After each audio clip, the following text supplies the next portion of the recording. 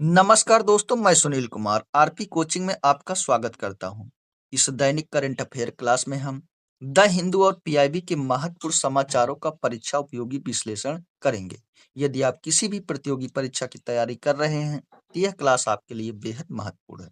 तो आइए शुरू करते हैं। आज की पहली खबर है ग्रिड स्थिरता एवं ऊर्जा भंडारण। विद्युत ग्रिड में बिजली की आपूर्ति मांग का संतुलन बनाए रखने तथा अतिरिक्त बिजली की भविष्य के उपयोग के लिए संग्रहित करने की व्यवस्था।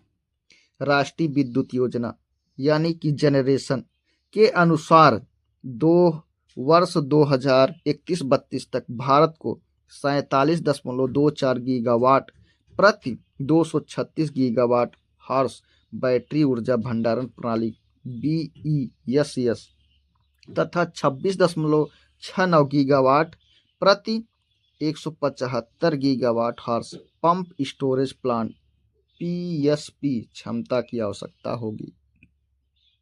ऊर्जा भंडारण एनर्जी स्टोरेज सिस्टम ESS का उद्देश्य नवीकरणीय ऊर्जा के एकीकरण, ग्रिड स्थिरता, चरम मांग की पूर्ति तथा विश्वसनीय विद्युत आपूर्ति सुनिश्चित करना है।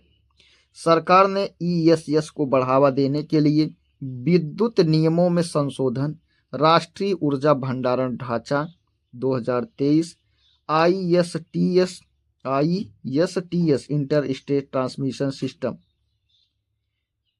शुल्क छूट, टैरिफ आधारित प्रतिस्पर्धी बोली TBCB तथा वायबिलिटी गैप फंडिंग यानी कि VGF जैसी नीतियां लागू की है।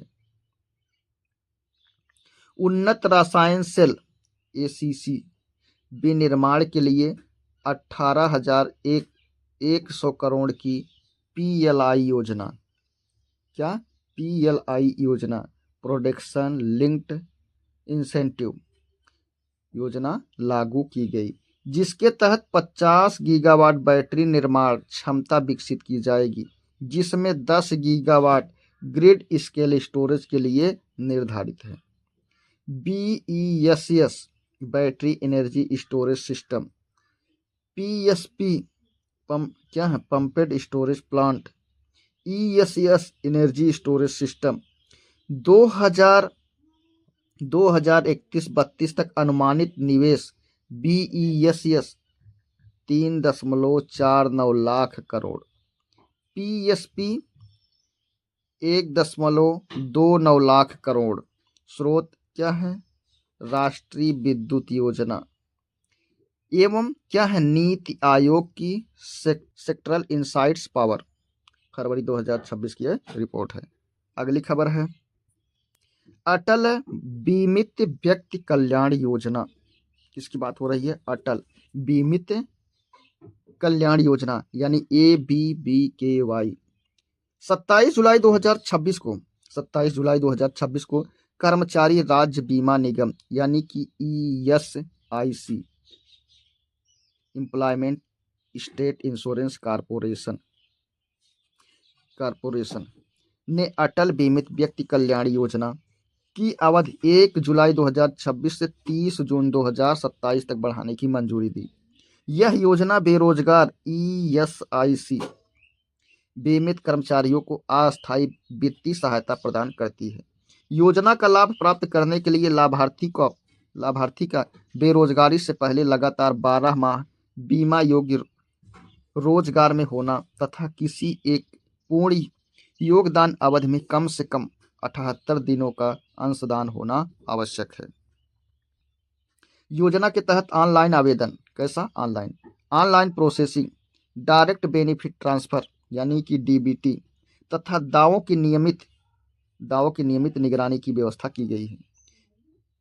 यानी कि अटल बीमित व्यक्ति कल्याण योजना का संचालन कर्मचारी राज्य बीमा निगम यानी कि ESIC द्वारा श्रम एवं रोजगार मंत्रालय के अधीन किया जाता है। यह योजना अस्थायी बेरोजगारी के दौरान आय सहायता प्रदान करने के लिए संचालित की जाती है।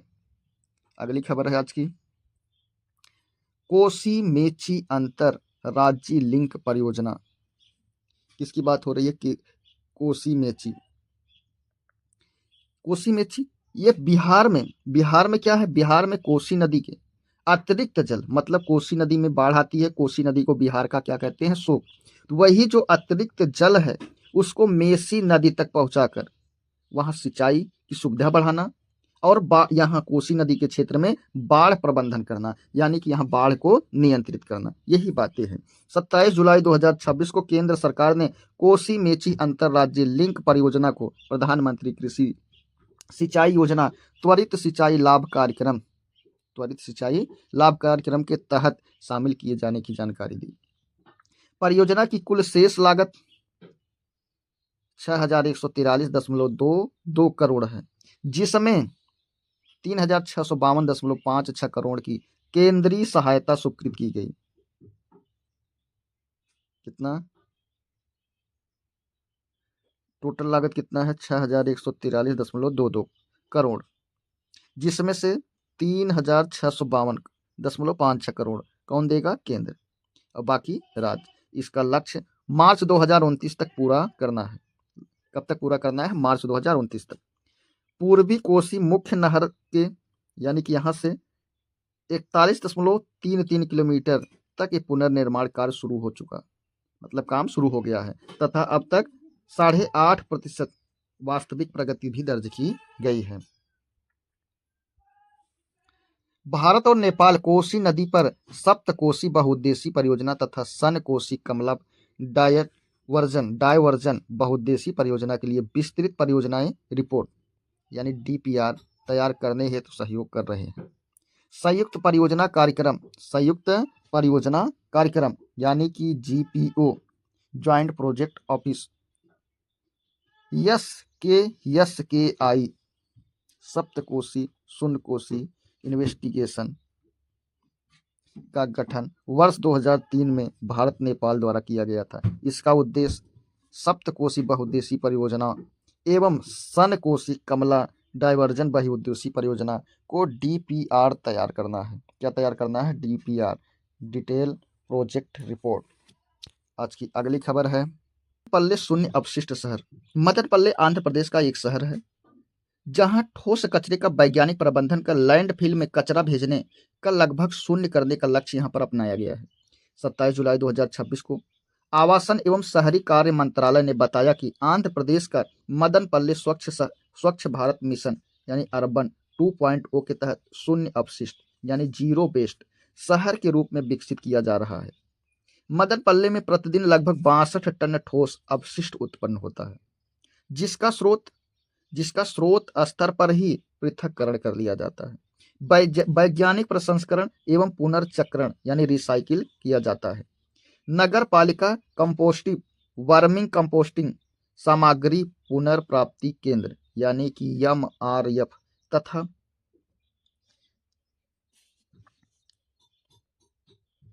तथा केंद्र के माध्यम से कचरे का सतत प्रबंधन कर रही है।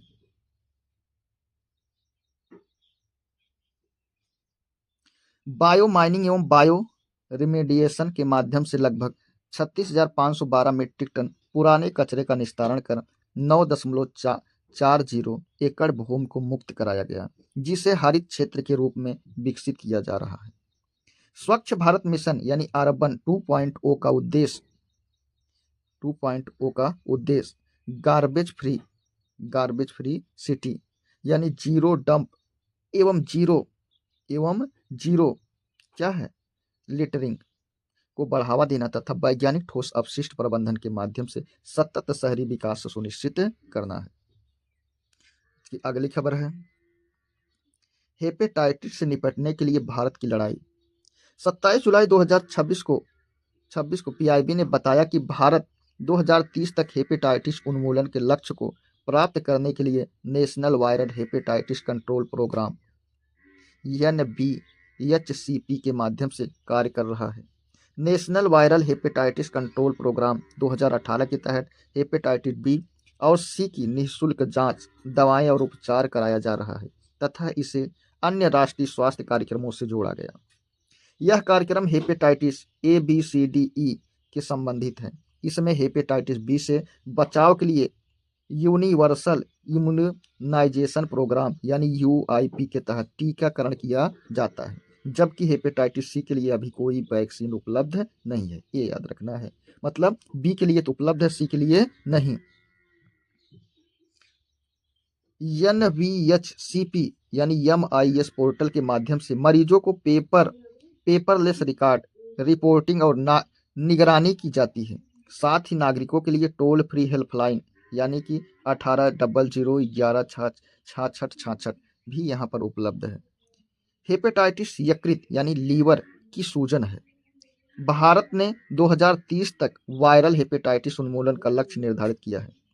NBHCP की शुरुआत वर्ष 2018 में की गई और यह SDG सस्टेनेबल डेवलपमेंट गोल यानी कि सतत विकास लक्ष्य 2030 के अनुरूप संचालित किया जा रहा है।